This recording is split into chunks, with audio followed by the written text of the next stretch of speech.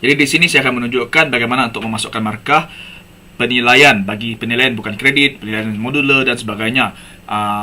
Memandangkan tempat saya mengajar cuma mempunyai penilaian bukan kredit, saya akan menunjukkan bagaimana anda sebagai PP boleh memasukkan markah kepada sistem MySpike.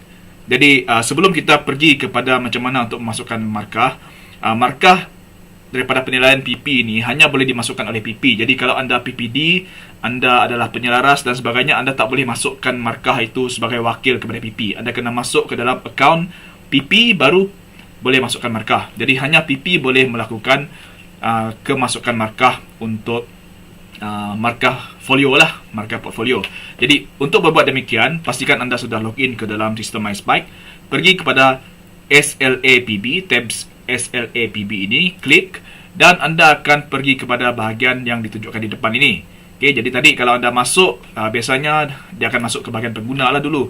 Tapi lepas tu kita pergi kepada SLAPB dan dia akan tunjukkan dashboard pentauliahan SLAPB. Di sini anda boleh lihat ada penilaian kredit, penilaian bukan kredit, penilaian bukan kredit modular WA dan panel pentauliahan. Jadi untuk memasukkan markah adalah berdasarkan kepada anda adalah dinilai dari segi apalah. Jadi untuk kes sekolah saya dinilai ataupun pelajar-pelajar, pelatih-pelatih saya dinilai dengan menggunakan penilaian bukan kredit. Jadi saya hanya perlu pergi kepada bahagian penilaian bukan kredit ini dan klik penilaian PP dan kemudian terteralah batch pelajar yang mengambil peperiksaan pada tahun itu. Semua ini hanya akan boleh terpampang sekiranya bayaran sudah approve log oleh pihak pusat bertauliah ataupun oleh pihak MySpike ataupun pihak JPK. Kalau anda belum approve log untuk bayaran, benda ini tak akan muncul. Okay, jadi selepas dapat ke dalam bahagian penilaian PP ini, anda pergi kepada bahagian hujung kanan dan lihat penilaian pelatih. Klik pada penilaian pelatih. Okay, dan di sini anda boleh lihat bahawa terdapatnya nama-nama pelajar ataupun pelatih yang perlu dimasukkan markah. Jadi macam mana nak masukkan markah? Senang saja. Pergi pada nama pelajar yang berkenaan, klik pada penilaian PP. Okay, dan scroll ke bawah dan masukkan markah. Okey, markah KK, markah KK dan juga status CA. Okey, untuk markah KK ini adalah sebenarnya markah purata. Okey, markah purata sama juga dengan amali, dia markah purata keseluruhan.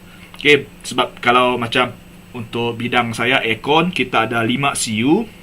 Jadi 5 CU untuk amali ini perlulah cari puratanya. Dan markah purata itu dimasukkan ke sini. Anda boleh lihat ke sinilah bagaimana markah itu dikira. So purata NOS itu ada 5 NOS. Okay, semuanya 100%, jadi puratanya ada 100%. Okay, kalau markahnya ada yang kurang pada 100%, jadi markah yang dimasukkan ke sini kurang lah. Okay, kemudian sama juga dengan markah untuk kertas kerja amali. Okay, sama juga untuk markah kertas kerja amali, kita ambil purata. Selepas itu untuk status CA ini, iaitu kemahiran core abilities, pilih lulus atau gagal sahaja. Okey, lulus atau gagal. Kemudian anda klik simpan. Okey. Jadi di sini saya jubahlah untuk markah pelajar saya. Saya ambil sejarah lawak. Okey, nanti saya boleh ubahlah. Sebab jangan risau kalau berlakunya apa-apa kesilapan pengisian markah untuk PP ini masih boleh diubah. Okay, dia cuma tidak boleh diubah kalau tak silap saya apabila PPL sudah mengesahkan markah tersebut. Kalau masih diisi oleh PP, markah itu masih boleh diubah. Jadi selesai, sudah klik PP dan anda lihat sistem akan terus kira berapa markah yang ada sebelum pelatih itu peperiksaan akhir. Jadi anda lihat untuk pelajar ini, okay, pelajar yang nombor 1 ini, markahnya terus dikira, puratanya kerja kursus teori 12 markah, kerja kursus amali 20 markah. Jadi ini markah macam carry up marks lah. Dan dia sudah lulus core abilities. Tetapi PPD belum mengesahkan dan status untuk peperiksaan akhir pun belum ada lagi. Okay, masih belum ada lagi, masih lagi gagal semua yang lain. Jadi ini adalah disebabkan markah tersebut belum dimasukkan. Jadi semua ini berperingkat. Selepas PP memasukkan markah, dah isi semua, barulah beritahu kepada PPD bahawa mereka perlu mengisi markah ataupun perlu mengesahkan markah. Okey, jadi saya berharap apa yang saya kongsikan di sini membantu anda untuk mengisi. Selamat mencuba.